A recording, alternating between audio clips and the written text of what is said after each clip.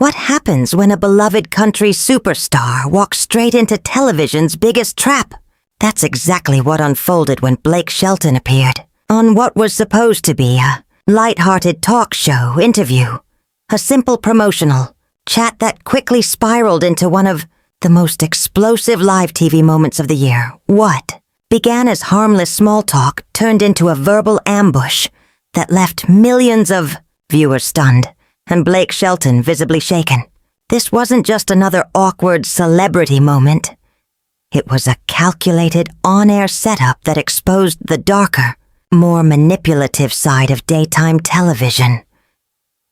Before we get into the details of what really happened, make sure to subscribe and drop your thoughts below, because once you hear how this played out, you'll understand why this interview has become one of the most talked about moments in country music and TV history. The day started like any other weekday broadcast. The audience buzzed with anticipation. After all, country royalty was in the building.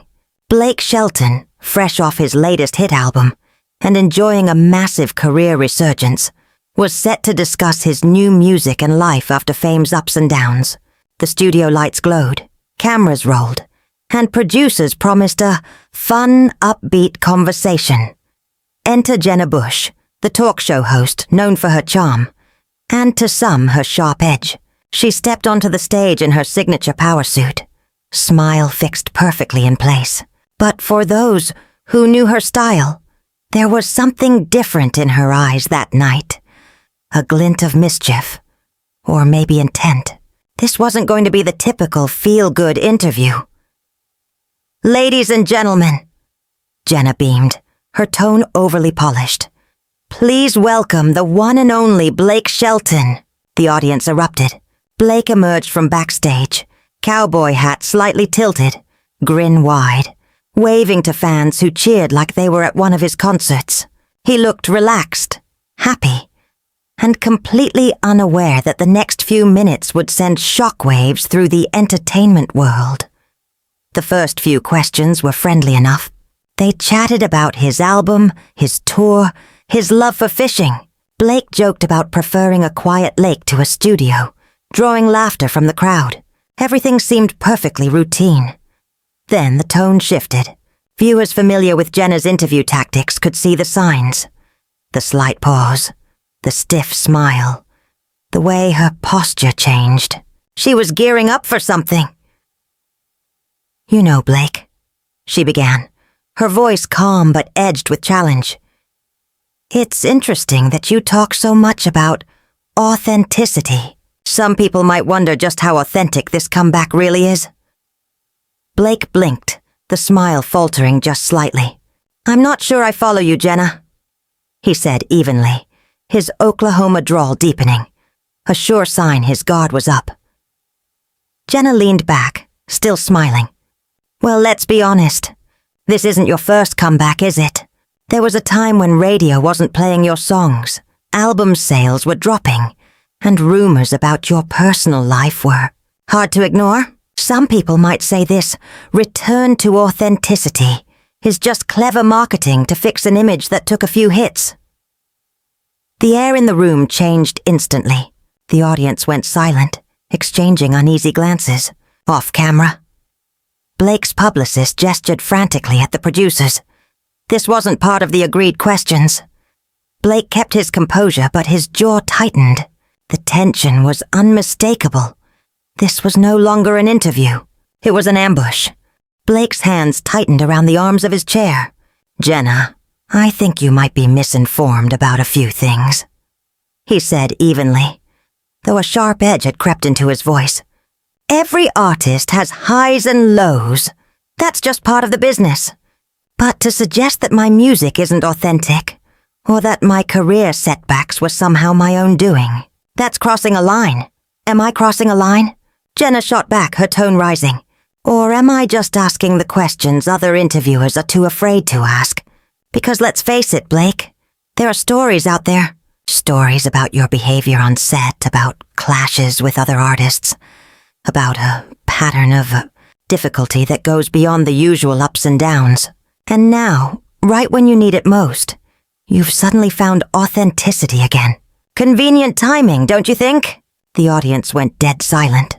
The laughter and applause from moments earlier had vanished, replaced by a thick, uneasy tension that seemed to wrap around every inch of the studio. Blake's jaw tightened. For a moment, it looked like he might walk off set. Instead, he leaned forward, eyes locked on Jenna. "You know what, Jenna?" he said, his voice calm but charged with controlled anger. "I came here to talk about music, to have a real conversation, maybe share something positive with your viewers. But it's clear you had a different agenda from the second I sat down. So why don't you stop pretending and just tell me what this is really about?" Jenna's smile widened. Not warm this time, but sharp, almost predatory. "What this is about, Blake, is honesty," she said smoothly. "Something the entertainment world could use more of. And honestly, I think your fans deserve to know the truth behind this so-called comeback before they spend their money on concert tickets and albums." The camera operators knew they were capturing gold. Their lenses darted between Blake's tightening expression and Jenna's self-satisfied smirk. This was the kind of viral TV moment that producers dream about. Raw, uncomfortable, impossible to look away from. Blake sat back, his face unreadable. When he spoke again, his tone was low and dangerous. "You want honesty, Jenna? Here it is. You've spent the last 10 minutes trying to tear down everything I've worked for. Based on what? Gossip, rumors, second-hand stories from people who weren't even there? You call that journalism?" The air grew heavier. The tension between them was electric. Neither one blinked. Neither one would back down. Jenna wasn't finished. In fact, she seemed to be enjoying every second. "You talk about rumors and gossip, Blake," she said, leaning forward now. "But let's talk about facts. There were complaints from your own record label, missed studio sessions, producers who refused to work with you again, collaborations that mysteriously fell apart. And according to one industry insider," she paused dramatically, "you'd become impossible to work with."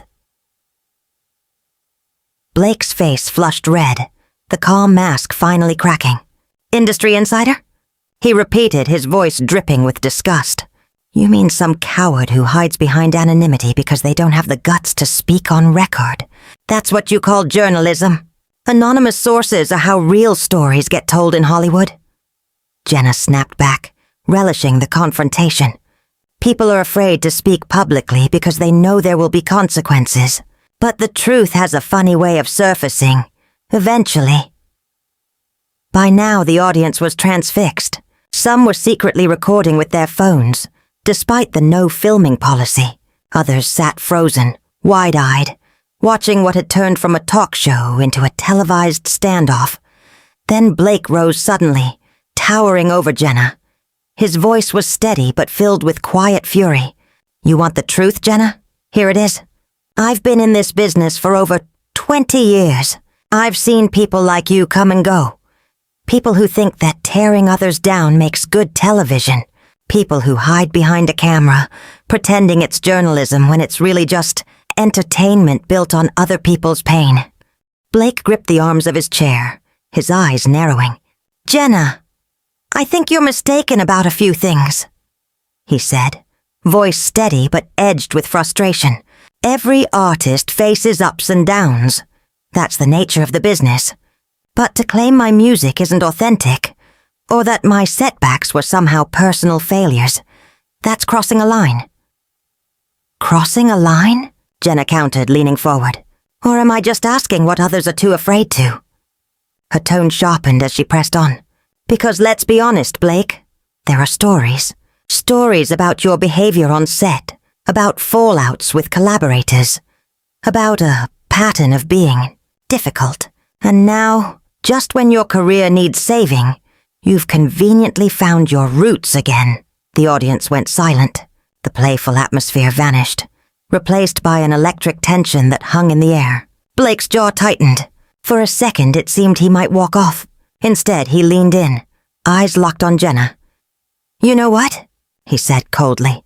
"I came here to talk about music, something real. But it seems you had your ambush planned from the start. So why don't you tell me what this is really about? Jenna smiled. Not kindly, but like a predator scenting blood. This is about honesty, she said. About telling the truth in an industry built on facades. Your fans deserve to know who they're really supporting. Camera operators zoomed in on every flicker of emotion. Jenna's triumphant smirk. Blake's growing anger. This was television gold. The kind of viral moment that would dominate feeds for weeks. Blake leaned back, his voice low but venomous. You want honesty? Fine. You've spent 10 minutes tearing me down with gossip and half-truths from people who weren't even there. That's not journalism. That's character assassination. The air crackled. Neither was backing down. The polite interview had turned into a televised brawl. Let's talk facts then, Jenna shot back. Missed studio sessions. Producers refusing to work with you. Collaborations that fell apart because, and I quote, Blake became impossible to work with. Blake's composure shattered. An anonymous quote? That's your evidence? A coward too scared to sign their name? He shook his head. You call that journalism? Anonymous sources are journalism. Jenna snapped. People stay silent because they fear retaliation. And you know that. But the truth always finds its way out. Phones came out despite the no recording rule. Every viewer sensed they were witnessing a career-defining moment. Or a career-ending one. Blake suddenly stood, towering over her. You want the truth, Jenna? The truth is, I've spent over 20 years in this business. I've seen people like you come and go. People who think destroying others makes great TV. Sit down, Blake, Jenna ordered, her tone sharp. Oh, we're done. Blake shot back, remaining on his feet. We were done the second you turned this into a hit job. But since you want to talk about reputations, let's talk about yours. Jenna's expression faltered. Blake pressed on, his confidence building. How many guests have walked off your show in the past year? How many complaints has the network received about your interviewing style? Your ratings are tanking because viewers are tired of watching you humiliate people. Her producer motioned frantically to cut the feed, but neither paid attention. The set had become a battlefield. You think you're some kind of truth crusader, Blake continued, pacing in front of her desk. But you're just a bully with a camera. This is my show, Jenna fired back, standing to face him. My rules. If you can't handle tough questions, maybe you shouldn't do interviews at all. Tough questions? Blake scoffed. You mean character assassination dressed up as journalism? They stood toe-to-toe now, both shaking with adrenaline. The cameras caught every glare, every pointed gesture, every second of the meltdown that would dominate the internet within hours. What's cheap? Jenna said, voice rising. Is pretending to be the victim when people have legitimate concerns about your behavior. What's cheap is rewriting history to make yourself look noble. Blake took a step closer, his tone dropping to an icy whisper. You want to know what people really say behind closed doors, Jenna? Agents warn their clients about you. Other hosts avoid you. Even people in this building think you're an embarrassment to journalism. A shocked gasp rippled through the audience. Jenna's confident mask faltered. Just slightly. You're out of line, she said, her voice trembling. I'm out of line. Blake roared. You drag me here under false pretenses, attack my name, and spread lies, and I'm the one out of line for defending myself. The studio had gone completely still, the only sounds the ragged breathing of Blake and Jenna, and the soft mechanical whir of cameras capturing every charged second of their public implosion. The production crew stood frozen, glancing at one another but too stunned to act. No one dared to cut the feed. Jenna finally broke the silence, her voice shaky but trying to sound authoritative. Blake, I think we need to take a commercial break. No. Blake interrupted, his tone sharp, final. No commercial break? No reset? No time for you to regroup and figure out how to spin this. We're finishing this right here, right now, in front of everyone. Isn't that how you like it?" The tension in the room was suffocating. Everyone present, from the studio crew to the stunned audience, knew they were witnessing a live television disaster that would be replayed, dissected, and debated for years. Then Blake turned toward the camera, completely ignoring Jenna. "You know what, folks?" he said, voice steady but filled with fire. "I want you all to see exactly what kind of person your host really is. This whole thing was a setup. She never wanted to talk about my music or my journey.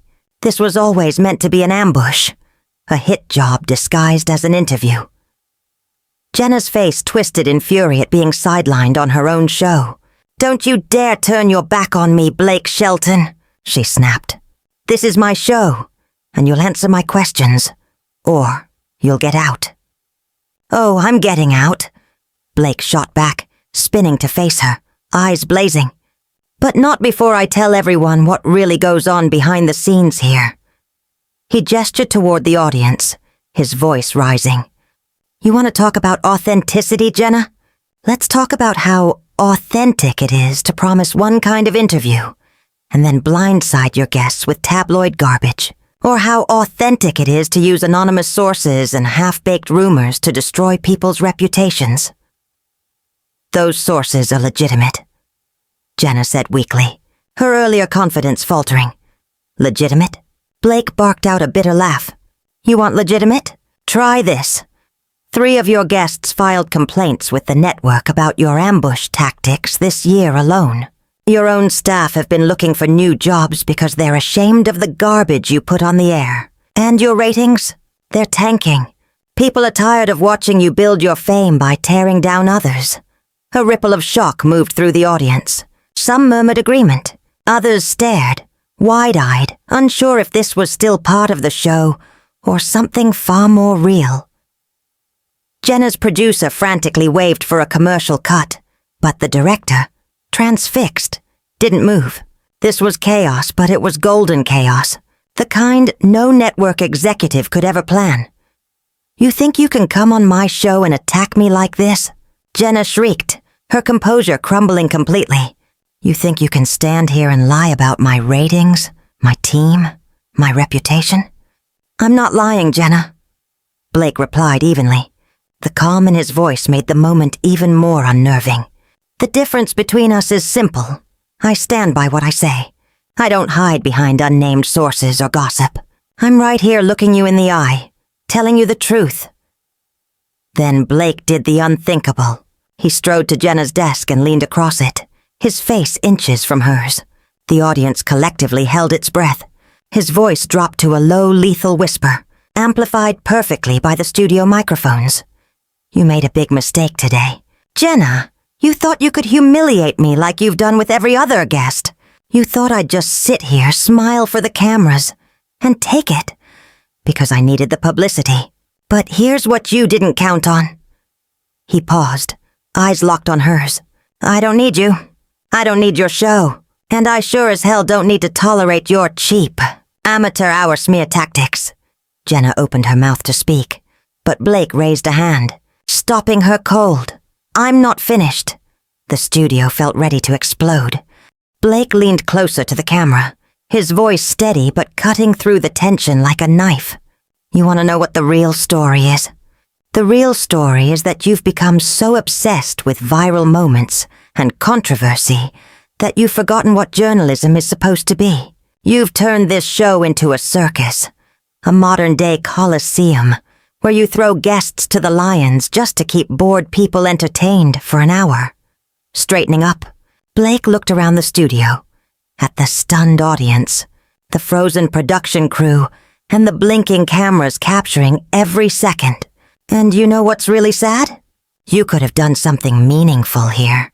You could have asked me about my music, my songwriting, the artists who inspire me, or what it's like mentoring young country singers trying to make their mark.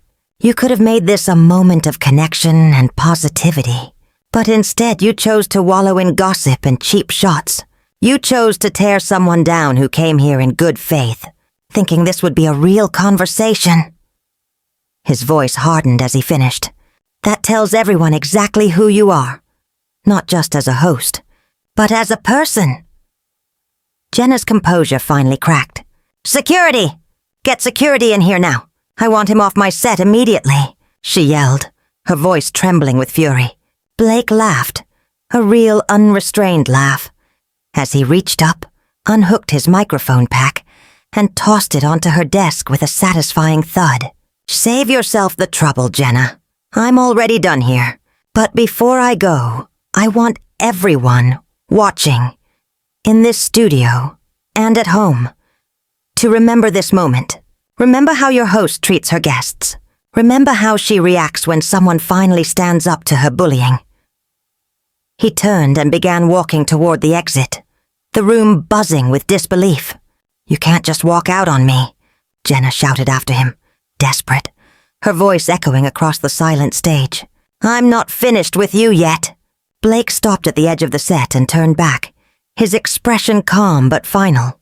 "No, Jenna, you're finished with me. And after today, I think a lot of people are going to be finished with you, too." The audience erupted, a mix of gasps, cheers, and scattered applause as Blake Shelton strode off the set, leaving Jenna Bush standing alone behind her desk, her face flushed with rage and humiliation. The cameras lingered on her stunned expression for a few seconds longer, before the director finally snapped out of his trance and called for a commercial break. But it was far too late. The moment had already been captured, the damage irreversible. Within minutes, clips of the confrontation would explode across social media, dominating headlines and sparking furious debates across the entertainment world. As the studio lights dimmed and the audience filed out in hushed whispers, Jenna remained frozen in place, realizing she had just detonated her own career live on air. The woman once known for her sharp wit and fearlessness had finally crossed the wrong person and lost everything in the process. Blake, meanwhile, walked out of that studio with his head high, his reputation stronger than ever. He hadn't just defended himself. He'd made a statement about dignity, authenticity, and the cost of integrity in a world obsessed with scandal. That morning's clash wouldn't just trend. It would change television. And long after the headlines faded, one truth would remain. Sometimes, the only way to stop a bully is to stand up and fight back.